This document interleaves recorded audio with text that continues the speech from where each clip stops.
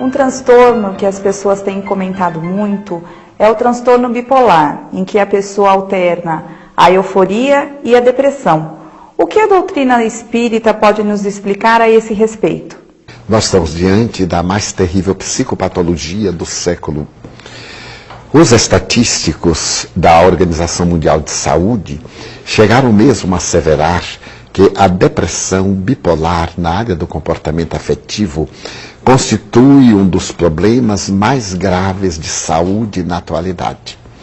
Algumas estatísticas chegaram a concluir que nos Estados Unidos, por volta de 2000, estavam 50 milhões de depressivos crônicos e quase 50 milhões de depressivos alternativos.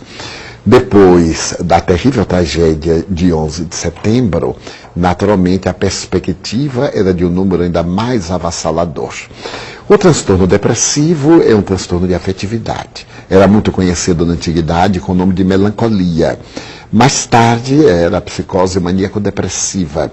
Hoje, com a visão dos modernos psicoterapeutas, a depressão bipolar passou a ser exatamente essa variação entre a euforia e a melancolia.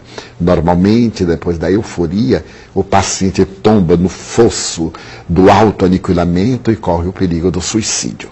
A doutrina espírita esclarece que se tratam de culpas que o indivíduo traz embutidas no seu inconsciente a respeito de atos de encarnações ou reencarnações passadas.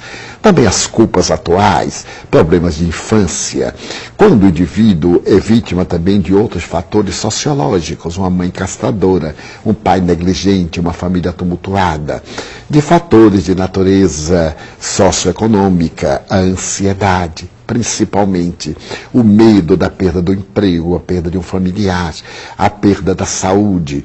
Freud dizia que a perda é um dos mais terríveis inimigos do indivíduo. E quando publicou um livro muito célebre, no ano de 1900, chamado A Melancolia, ele faz a abordagem dessa perda. Os especialistas dizem que há também fatores endógenos, a hereditariedade, as enfermidades infecto-contagiosas, as sequelas dessas enfermidades. O Espiritismo, por sua vez, coloca também uma psicogênese para essa patologia, o espírito endividado. Depois de ter praticado atos ignóbeis, gera inimigos. E esses inimigos, porque não se reencarnaram, vêm cobrar daqueles que os maltrataram os males que eles fizeram, gerando o triste capítulo das obsessões. Então nós temos no transtorno bipolar o fenômeno fisiológico, o transtorno psicológico e o desequilíbrio obsessivo. Qual a terapêutica? Procurar o especialista e procurar a terapia espírita. A Organização Mundial de Saúde afirma que o século XXI é o século da depressão. Mas não só a depressão tem crescido muito, mas também a ansiedade. Inclusive, Joana de Ângeles, no livro Conflitos Existenciais, dedica um capítulo à ansiedade. Por que isso tem ocorrido? Porque o indivíduo não se conforma com aquilo que tem, que lhe é concedido. E ele procura ganhar o tempo ciclópico na velocidade hoje das informações, que são muito rápidas, e perde o contato consigo mesmo. Os modernos tratadistas da questão asseveram que nós temos uma fissão, uma divisão em nossa própria mente. Somos indivíduos com dois eus, aquele eu angélico, aquele eu demoníaco, que ficou célebre na obra de Stevenson, Mr. Hyde e Dr. Jekyll. Esse bem e esse mal, muitas vezes, lutando dentro de nós, desgastam-nos e nos levam a armazenar, a amealhar mais do que o que nós podemos conter. Depois, nós gostaríamos de acompanhar o processo da evolução e temos medo de ficar na retaguarda. Somos devorados por esta ansiedade.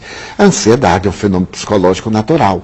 Quando nós esperamos algo, quando estamos na expectativa de qualquer coisa, ficamos ansiosos. É considerado uma ansiedade normal. Mas quando nós temos a palpitação, nós temos a sudorese fria, começamos a experimentar dores de cabeça e problemas de natureza digestiva, chama-se ansiedade patológica. Este é o século dos ansiosos, que poderíamos acrescentar como século dos insatisfeitos. Estamos sempre querendo mais, sem possibilidade de administrar o que já temos.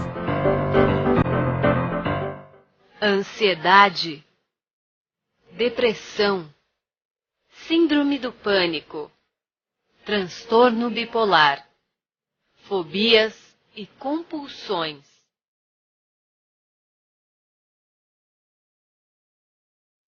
Esses são alguns dos tormentos emocionais mais frequentes da atualidade, apesar dos antigos registros históricos da humanidade. Distúrbios dos mais simples aos mais complexos, como é o caso da esquizofrenia, na raiz psicológica do transtorno depressivo ou de comportamento afetivo, encontra-se uma insatisfação do ser em relação a si mesmo que não foi solucionada. Dentro da sociedade moderna, uma enfermidade gerada por uma série de fatores que para a medicina são vistos como apenas psicológicos, mas que na visão integral do ser encontra suas causas no espírito.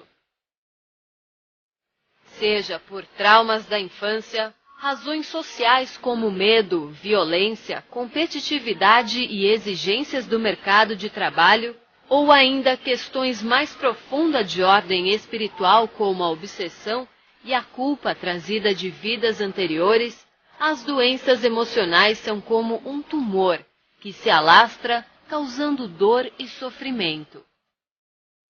Ressalta o espírito Joana de Ângeles pela psicografia de Divaldo Pereira Franco em sua série de livros sobre psicologia.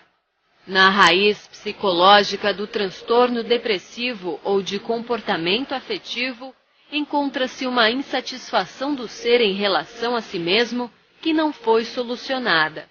Lembrando que a paz de Deus transpõe a transitória ansiedade dos homens, o apóstolo Paulo diz em uma de suas cartas aos Filipenses: Não andeis ansiosos por coisa alguma. Antes, em tudo, sejam os vossos pedidos conhecidos diante de Deus, pela oração e súplica com ações de graças, e a paz de Deus, que excede todo o entendimento, guardará os vossos corações e os vossos pensamentos em Cristo Jesus. Na raiz psicológica do transtorno depressivo ou de comportamento afetivo, encontra-se uma insatisfação do ser em relação a si mesmo que não foi solucionada. Para a cura do espírito, lembrando o Mestre Jesus quando disse: A minha paz vos dou.